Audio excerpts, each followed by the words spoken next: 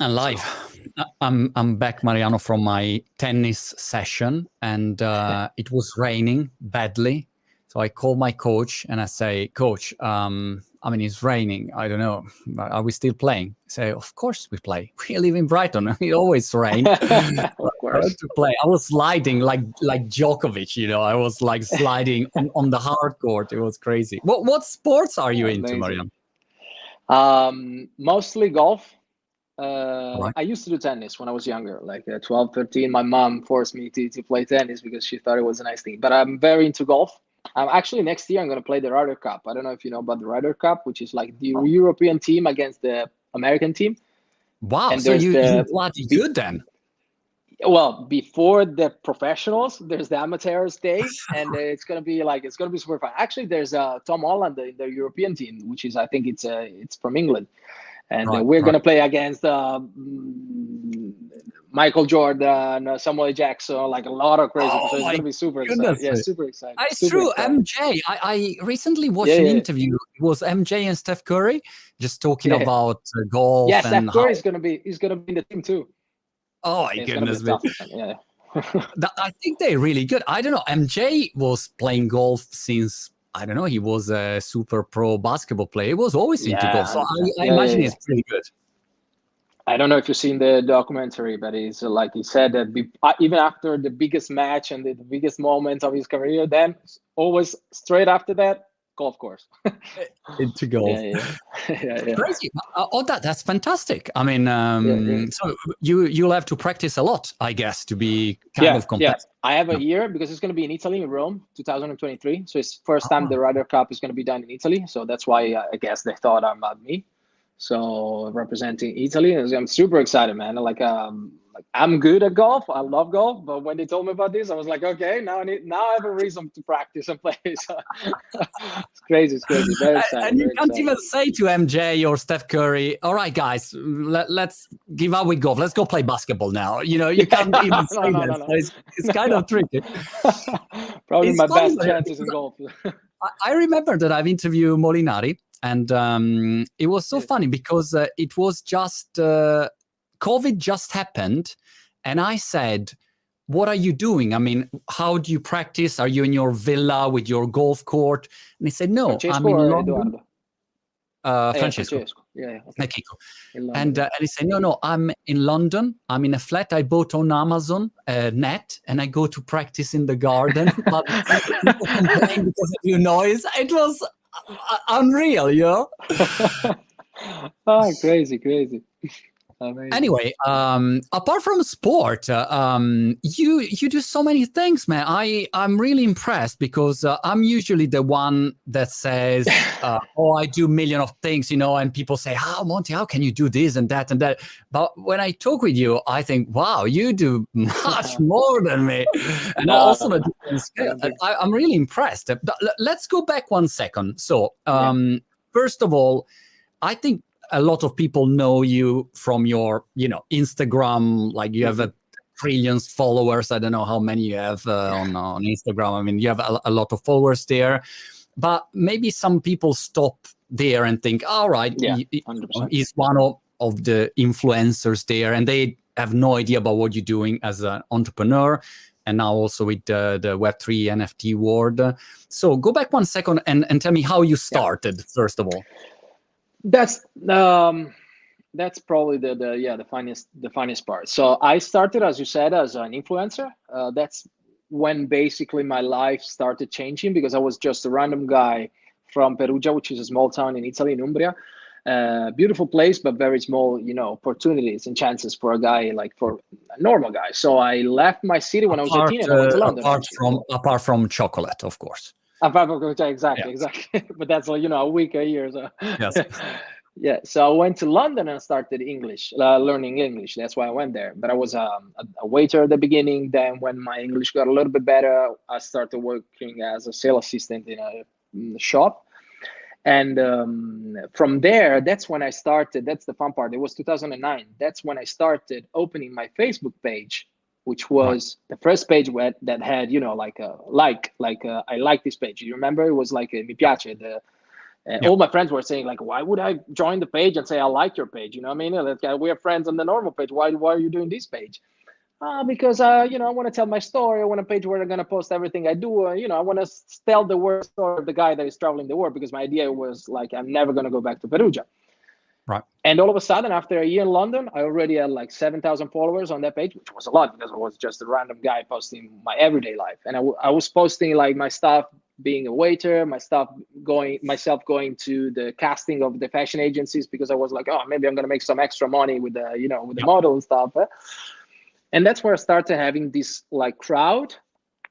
And when Instagram came out, I was probably, I don't want to say like that, of course I'm not certain, but I was probably the first 10 guys that downloaded the app. Like, I literally downloaded the app only to edit photos. So when everybody was going on Instagram, I was already there. So I saw my crowd growing and growing like crazy, until one day I went to the PT, which is a fashion event in Florence, where I used to go with my dad all the time because I loved fashion, and he gave me this thing about fashion. It was all because of my dad. And I went there, and the first time I had like 30,000 followers on Instagram, which I didn't realize what it was. And people were stopping me, like, oh, you're the dude that, you know, wears his dad's clothes. Because I was saying out loud, like, I'm wearing my dad's clothes and I'm showing you how to wear it. You know what I mean? Like, I'm showing that's how it was. And so all this happened, and it started to grow even more, until one day I said myself, yo, if there's all these people interested in what I'm doing and what I, you know, suggest people about fashion, why shouldn't I try making my own brand? You know, it's a big call, because it's hard, of course, but I had a lot of people coming to me and saying like, dude, can you wear this? Can you wear that? Can you wear my shoes? Can you wear my pants? And I was like, yo, guys, you're too many. I'm going to university. I'm working at my dad's store. My dad sells cell phones. So I was like, I can do this all the time. I mean, I take photos sometimes in the weekend when I have time, and I do these fashion blog stuff, and, you know, I post it on the Instagram, but it's taking a lot of time. If I have to do all of this for all of you, it's going to take time. So I started asking money. I was like, okay, I can do that, but I need to take some of my time off from university and from work. So I need to get something back. That's when the influencer work started.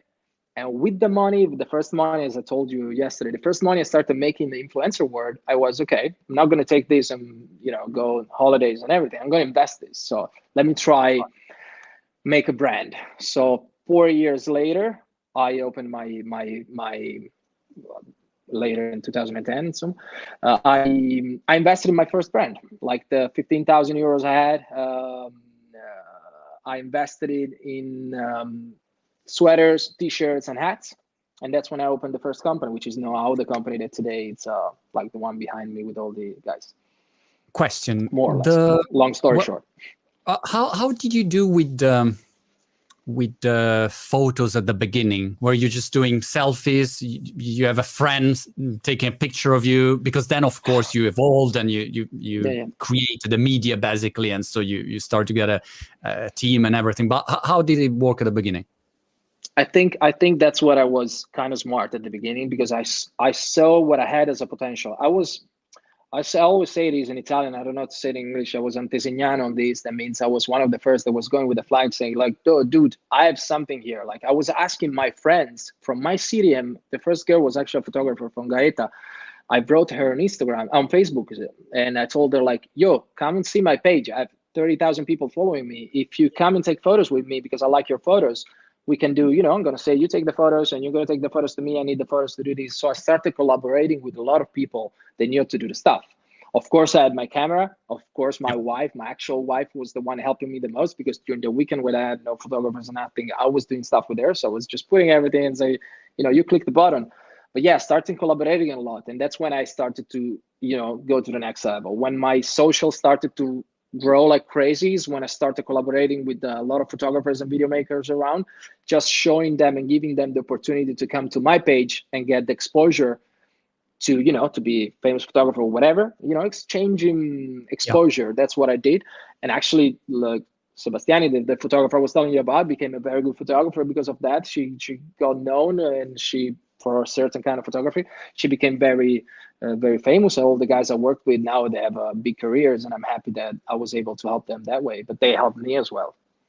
Because I always had the feeling that your pictures were very well crafted. You were not the classic influencer. I mean, no, I don't know if from day one, because I don't know exactly when I started to see you in my radar, but immediately I thought, wow, this is a pro. There is like a strategy behind, there is a vision, there is 100%. it's not just to take a picture and that's it. So I was always impressed by that.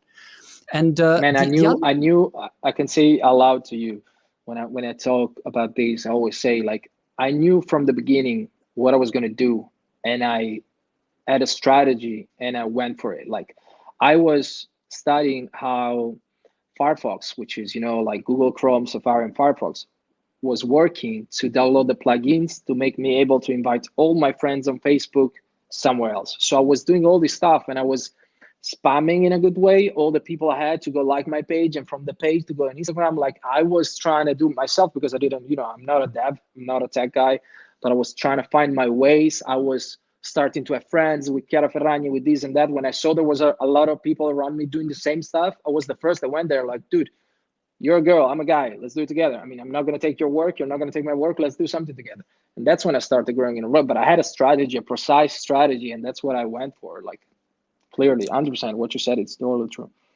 Another interesting thing that I remember was a few years ago was a tech event, and I remember was like a meeting. I was like the MC of the event, and they do the list of the potential speakers. And I remember someone say, "Oh, let's get Mariano Di Vaio," and the general feedback was, "Oof, it's like."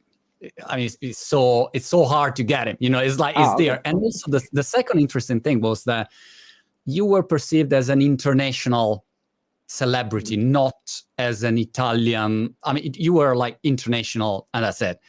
And it was interesting this, because usually for Italians, and for instance, we're talking now English, and you'll see people in comments say, "Why do Italians speak English?" It's still, I don't know, this mentality.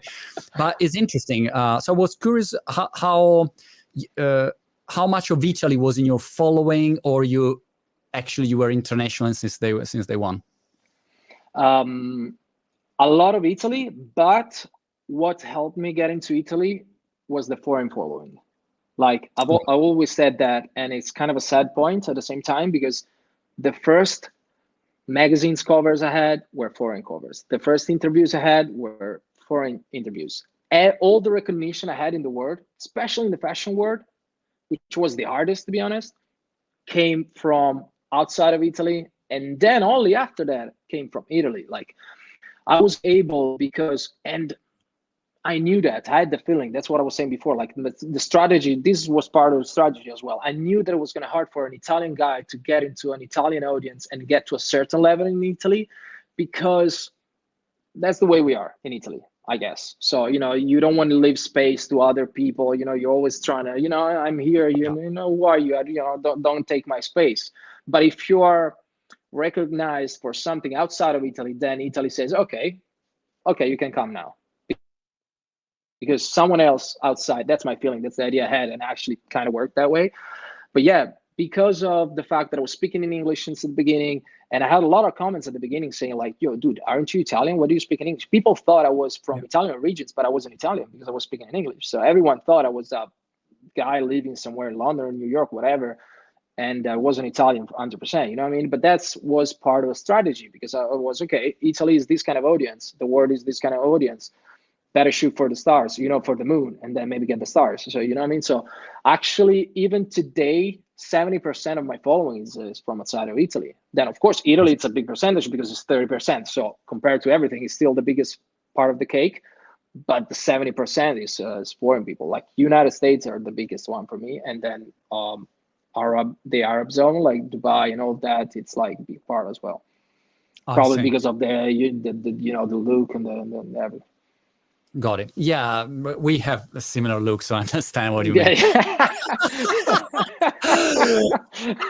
But every time I see a picture, you're unbelievably beautiful. I always think, wow, I mean, I would have loved to have your hair, the hair that proper stay like crazy.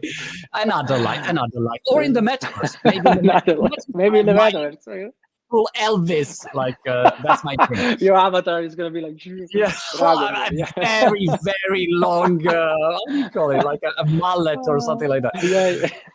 Also, I was thinking, fashion is a very hard industry. So it's not a It is. very easy sector to enter if you are an outsider. I imagine. I never had really, 100%. but so I was curious. How was the perception when you started, and how did you find your way in? Again, I found my way in through like hidden doors. So I went to find doors that weren't really in front of me, because it was easier probably at the beginning to go to the Milan Fashion Week and just go there and try to, be liked by people and be nice to everyone and maybe find my way in. But I actually went the opposite way. Like where I made the biggest moves where like, okay, Fashion Week is going on. Fashion Week is kind of hard for me, even if some stuff, I was invited, of course, but still, like the big shows where I wanted to go wasn't really like, people weren't really like, oh, okay, let's this guy from the counter side join the Milan Fashion Week and give him, credit. It wasn't really like that. So I went to Cannes Film Festival. I went to New York Fashion Week. I went to all the fashion weeks around the world that they would love to have an Italian representation, and they would invite me everywhere, pay me the hotel, the travels, and everything. Dude, I went to the Amphora in New York and I met like the craziest actor. I have photos with Leonardo DiCaprio at the Amphora party. I met Leonardo DiCaprio in this party in Cannes. We were like, smoking together, having fun together and everything. And I couldn't go to the fashion shows in Milan. That's how it worked. But once I did that and all the photos and stuff came out and, I was able to push that in Italy as well, then it started to become a little bit easier in Italy. And I started to be invited to the big shows and work with the big companies and blah, blah, blah. Like Dolce & Gabbana is a big example for me. And I always said that to Stefano and Domenico. It's a beautiful thing. Like we really, I tried so hard to work with Dolce & Gabbana. Again, it's a big accomplishment for me. I'm not shy about saying that. Like I wanted to work with Dolce & Gabbana. I wanted to be the face of Dolce & Gabbana, of something, whatever it was, even the shoes. Just because for me, Dolce & Gabbana, since I was a kid in London, working there, like the biggest thing you could do in the model agency was, if you be the face of the fragrance of Armani or Dolce & Gabbana, you're done. So, even if I wasn't doing the entrepreneur stuff, like everything I was doing, still in my head, I was like, okay, if I want to be recognized in the world for something I did model-wise, that's what I need to get. And it was hard. Like they didn't want me at the fashion shows at the beginning. And then one day I was in my dad's house, Sunday, my phone rang. It was like, oh, there's Stefano wanted to talk to you. I was like, Stefano who? Stefano Gabbana. I was like, are you serious? I was like, they didn't want me at a fashion show. I was like, hey, Mariano, how are you? What do you think? Blah, blah, blah. If you'll be the face of K, but Gabbana. I was like, I mean, thank you, man. I'm like, I appreciate it. Thank you for thinking about me. Like, yeah, you're the perfect guy, international, but you represent the Italian family and everything. I was like, totally, 100%, whatever. And then it went like that. But like a year before, I asked to go to the fashion show, and it wouldn't let me. I mean, of course, not Stefano and Domenico, but the PR team or whatever. Sure. So that's incredible how can change. But it also is the power, of having a strong community behind, strong 100%, following, and that's change immediately the level of impact that you can have. I mean, 100%. and I think it's very smart that you launch your own stuff. Tell me about it. So the first company that you've launched was clothing company, basically. Yes. That you were using, and so you were promoting your own stuff, exactly. basically. Okay. I had a lot of people coming to me and saying like, dude, as I told you before, can you wear this jacket? Can you wear the shoes? And I saw the brands were always coming back. And even if I was asking more, because my job started to grow, I had to hire a photographer, the guy that was taking care about the financial stuff and everything. So of course the expenses became more, asking more, and they were always coming back very happy. And I was like, okay, these people are selling stuff. They are selling things. So let me go deeper into it. And I started investing. I was okay, let me make t-shirts and sweaters and hats. This was, of course, where you start. 15,000, 2 months, sold everything. 30,000, 60,000. First year, only with the advertising. I'm going to say it out loud again. I can tell you all the numbers because it's all public. It works in Italy. Only the first year, it was 2014, with the advertising only of my Instagram account, the company made 450,000 euros, which for a guy of 20, I was 22 years old at the time, 23 years old. I was like, whoa, that's crazy. I mean, very good. Second year invested, and it made the first million. The second year went up to $1 million. So the company became a company with 6 employees, and all the headaches that you can imagine behind it. So from there, I started doing that. And at the beginning, what I did, that's probably a curious part. I didn't say the brand was mine.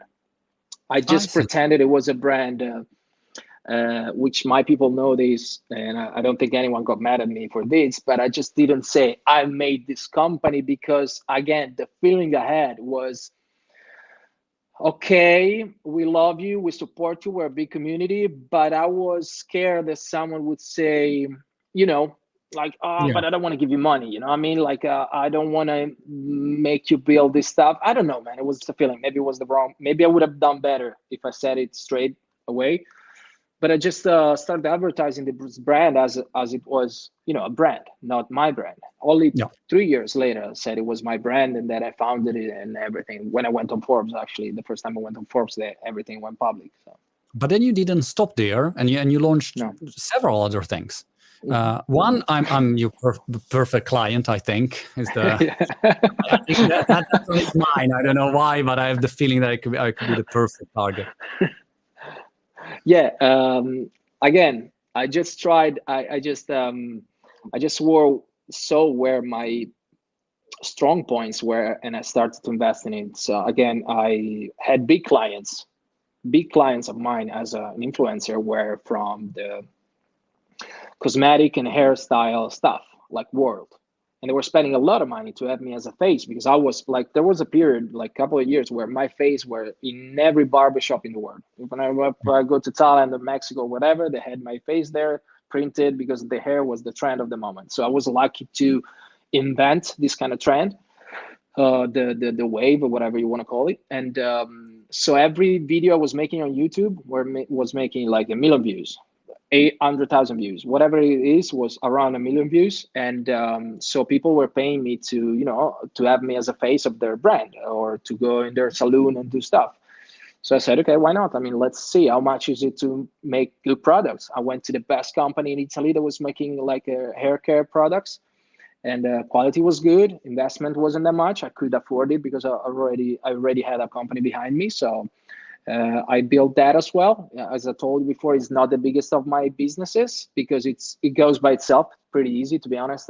Beside the products and everything, there's not that much work behind it. Once you do a collection of hair products, you don't need to, fashion companies drains my energy every day, because you have to do collection, clothes. I do the design. We're there taking the measurements and everything. Every day it's a freaking headache. That one, 2 employees.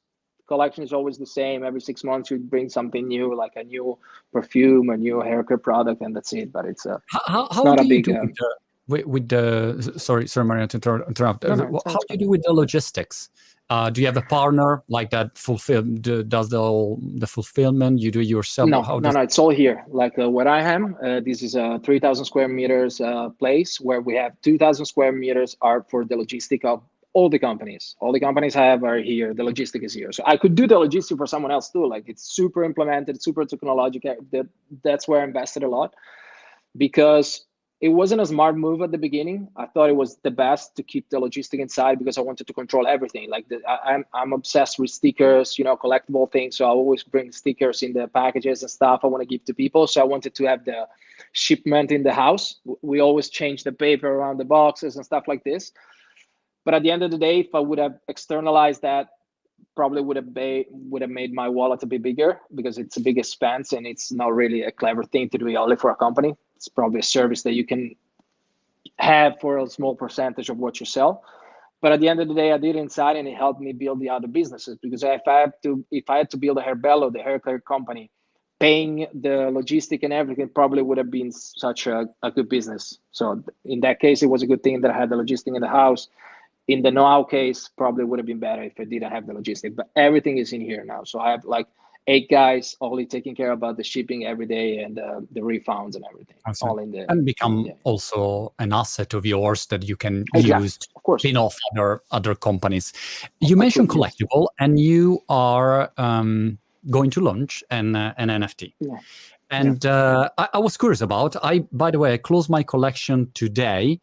And Yeah, congrats. I saw it, man. and it's been an amazing experience for me. Is every day I try to learn more about this world. Is very, very interesting, full of problems, and it's difficult and it's early, but it's really, really exciting, I would say. Yeah, I it didn't is 100%. get that feeling since 15 Yeah, years. yeah, Maybe I 5 always said years that. ago. Me too. Me too. Me too. Me So too. Me too. I was curious, how are you thinking about it? Because if I say NFT, I did a video today about it. It's crazy how countries like Italy are still behind. So they only Yeah. think about, oh, NFT, I don't know what it is a scam, is a bubble, Scam. blah, blah, blah. That's it, or they think, Yeah. oh, yeah, the artist, the millions, but you cannot use for anything else. That's Yeah. crazy for me. Because in the same time, I speak with so many people, like Boy George the other day is doing his NFT, or people, using NFT for cars, for so many sectors, utility Yeah. NFTs, Yeah. and they can really disrupt many industries. But I see that there is a lot of confusion still. So I wanted to understand, first, when did you start to think about NFTs, and then going into what's the vision behind? Well, as we said before, Italy is pretty behind, and sometimes I shared your videos. I showed you just to, when people were asking, I was like, okay, go see Monty videos because he's explained this way better than I can. So and he already did the hard work. So go check his videos because he's explaining everything. So I was like, I also kind of lucky because you did this before me, so you were preparing the field. So I was very happy. I got the insults first. Exactly. But yeah, I mean, I'm to be honest, I got into NFTs because I'm into cryptos a lot, and I don't want to advertise that. I don't know if anyone, like, I don't want to say anyone to go into cryptos. It's just a fun thing for me and a kind of a diversification of investments since almost 2 years. So a lot of people in the business, I know they're from Dubai or London, whatever, started to talk about NFTs quite a while ago. And at the beginning, I had the same feeling, like the same feeling that a lot of people had, like, oh, what is this? It's not for me. It's just something I don't understand. It's maybe too hard. Where is this smart contract? Are they really contract? Do they really mean something? Like, is only a Are they JPEG really or like? smart? Yeah, exactly. Are they really smart? And they're not even contract. They're not smart. They're not contract. So what the fuck?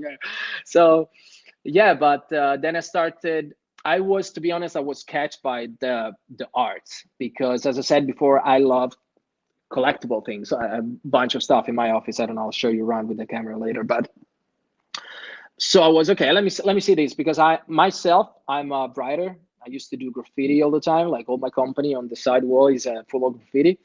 And I do part of my collection. It's personalized by me with the graffiti and stuff. So I'm really into that thing. So I was okay. Let me see. There was some people like Thank You X, which is an artist, an NFT artist that is very famous that I know from years in Los Angeles. There's Federico Clapis, the Italian artist that he's been part of the Noir Squad 2 years ago for an event that we did. We called him because I love his art and everything. And I saw him a year and something ago getting into NFTs. So I had all these things coming. And I was okay, this is people I know I can ask. So I started asking Clapis. I started asking Thank You X.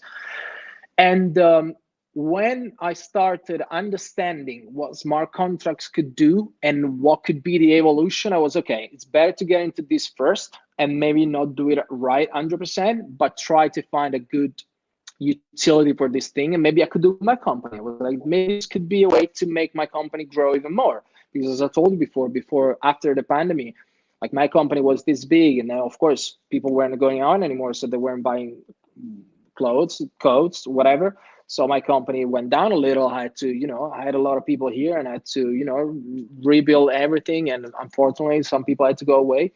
So I was okay, maybe it's a good thing to invest in my company again, make people invest with me in my company. And that's what I'm looking to the NFTs for. Like, I'm trying to see, and that's what I'm aiming to do. And that's actually what I'm going to do, even if it's not going to be 100% Italy legally, like, perfect, because we need to see how these smart contracts are going to be certified by certain authorities. But that's what I want to do. I want to make the people be part of my company with the NFTs and actually generate passive incomes for the owners because of the company they invested with. So I spoiled more or less what the roadmap is going to be about, but it's going to be something created. Like, it's going to be still my company. a division of my company, created or brand new, guided by company. So whatever the new brand is going to do, it's basically going to be a new brand. Again, I told you the roadmap is coming out tomorrow, so it's probably going to be already public. So the new brand we're going to build is going to be guided by the community. We're going to make the fashion awards in the metaverse. So people are going to vote for the designer of the new brand each year. Right. And whatever the brand is going to do, revenues are going to divide it by, passive income is going to generate it by the results of the brand. So community guided and community built, and also community revenues for the people. That's what I'm trying to do, which is kind of hard, because the problem, when I talked with AJ, the brother of Gary Vee, the first thing he said was like, man, that's amazing, that's game changing, but in Canada that's kind of hard because he's from Canada, AJ, the Gary Vee brother. And it was like, if you can do that in Italy, if you find a way to do that, I mean, that's amazing. And there is a way to do it in Italy right now. And the only bad part is that you get taxed twice, basically, because that's not going to be recognized as a cost. The percentage that you give to the people is not going to recognize as a cost, so you pay taxes on that. But still, I'm going to do that 100%, and I don't care about it. Then I'll find a way to make it, to make it be a cost, so I cannot pay taxes on that. It's even better. But that's what I want to do, and that's what I'll do. That's what the roadmap is going to be about. Super interesting. Let me unbundle a few things that you said. Mm-hmm. So first, you basically gonna create a brand, a fashion brand. Yeah, 100%. And the interesting side that I see is that will be a sort of a DAO to decide. Exactly. So the community will be not only buying the products, but will be part of the decisions. Where do we do the fashion show? Who's going to be the designer? Do you want Mariano to be the designer? Shall we give the chance to a 3D designer from the Web3 and make him a real fashion designer? So they're going to choose a guy, we make votation, and we get that guy to be a real fashion designer in the real world. We're going to make the collection for real with the know-how of my company, and we're going to do a fashion show. Where do you guys want to do the fashion show? In New York, in London, in Milan? Is this the cost like we can afford? Yes, of course. Let's do it there. So it's going to be DAO, more or less, yes. Wow, so that's cool. So let's say community driven. And by the way, exactly. I watched a video where there is Alexis Ohanian, Serena Williams' husband. It's funny that I say Serena Williams' husband. I mean, Alexis was the founder of Reddit. Yeah, exactly. I mean, come on, we know it. Yeah, not an idiot. And he was talking about this concept that I really loved, which is minimum viable community. Instead of minimum viable product that we used in startup land for many years, is minimum viable community today. So the community is the interesting part of it. Exactly. So they will be part of the decision, and the idea is to reward them, also not giving them the power to decide, but also a passive income, so a percentage, a royalties from what will be sold, which is great. Which is, I saw Royal, for instance, with musicians, they're trying to do that. I would love to do that with, I don't know, my new book. Would be fantastic, Exactly. I mean, imagine how beautiful, exactly. The more you sell the book, the more the community is going to talk about it, the more the community is going to earn a little about, everything you sell. Otherwise, at the end of the day, everything's going to stay the same. If you want to get into Web3 and change stuff a little bit, like, where's the difference between my brand that I decide, I do the designs, I do the fashion, and then I have to hope that people like what I have in my head. Like George Armani is doing the brand, he decides everything, he decides the fashion, he decides the design, and then he has to hope that the people, that we love Armani because it's Armani. No. You decided, the community decided everything. So we are 9,000 people, whatever, like it is, the number of people, we decide what the brand is going to be like. Is it going to be a street brand? Is it going to be a fashion brand? Once we decide that, who's going to be the designer?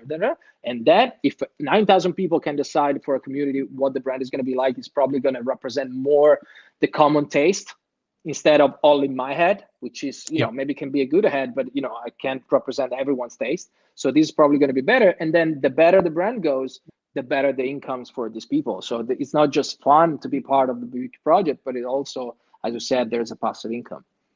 And I think it's key on the new projects.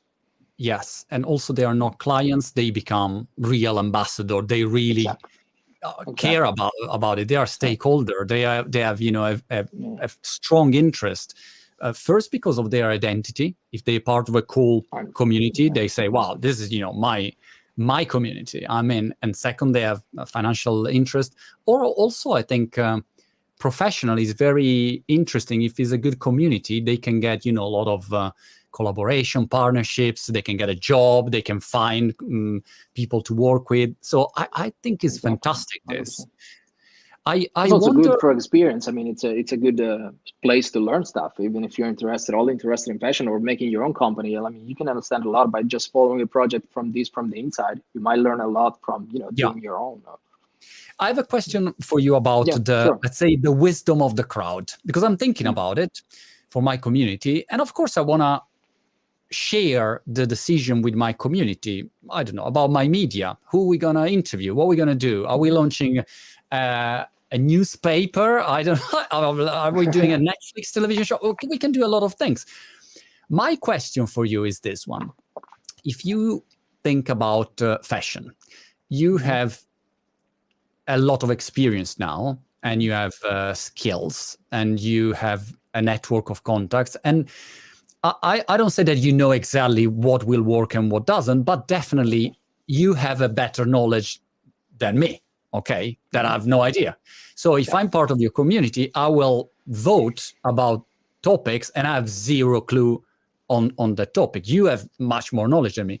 How do you find the right balance? Because I find the same challenge for me, because there are topics where I've more experience than people that maybe say, let's do interview this guy. And maybe I already know that it's not the right person, but maybe the community say, no, let's interview him. And I think, all right, cool, let's do it. But the community wants it, yeah. So how do you find the right balance?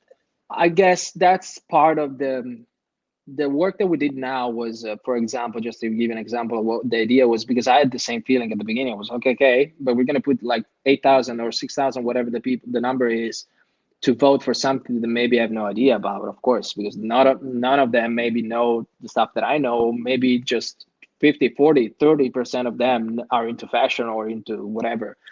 So that's why we kept the community pretty close, so we could, I don't want one of those, you see in the project, you see how they work now, big mass communication, big numbers on Discord, like 400,000 people around, blah, blah, blah. We had the power to do that. It's just, financial power. You just make advertising everywhere, and you bring a lot of people, and you just make it go crazy. We wanted to keep something a little bit closer. We wanted to build a community that was a real community. Like, it's the first time in my life since 2014 that I have a bunch of followers and never really had to space and time to spend with them in a healthy way. And it's the first time now with the Discord and with the community I have on Twitter, talking to them, making these spaces, that I'm there hours talking with these people, enjoying the time. And I think that's going to be kind of what is going to drive the brand. Like, of course, I'm doing something that I know about, which is fashion, and I have a clue and I have experience, and they know they can trust me because I built this brand, and most of them are, fan of the brand that has 2 million followers and makes millions and everything. So I have experience in that. So they're probably going to listen a lot to what I say and what I suggest. But at the same time, I want to get their suggestions and tell, okay, of the 10 things you said, no, this is very clever. This is very clever. This could work. This could not work. And maybe together work on that point. So I'm going to be, of course, probably a good, weight on the balance on the whatever you say. I don't know if you understand. So I'm probably going to change the direction a little because they trust me, but at the same time I want to trust them. I want to make a real game changing, because I don't want to, again, as I said before, be the head and the decision taker of everything. I want them to do it. But of course, there's not going to be a lot of people knowing everything, but probably being in contact with me and with my team, which are all in these communities. Probably we're going to work it out together. That's how it's going to be, I hope. But maybe there's a lot of clever people inside, and maybe it's just a common taste, again, because maybe we're going to select the best 10 artists that can be the designers, and then see on the results of the voting, maybe the common taste is going to be what works. Maybe that's how it works. I mean, we'll see. We'll figure out. Again, it's an experiment, of course. Maybe it can go very bad. That's a good point. That's a good point. But, is an initial phase of this world, and it's interesting to try anyway. So I think exactly. As you said before, I'm very excited. Like, never been this excited. Really, for me, it's really like oxygen. Like Discord and things. And my wife said, but she told me the other day.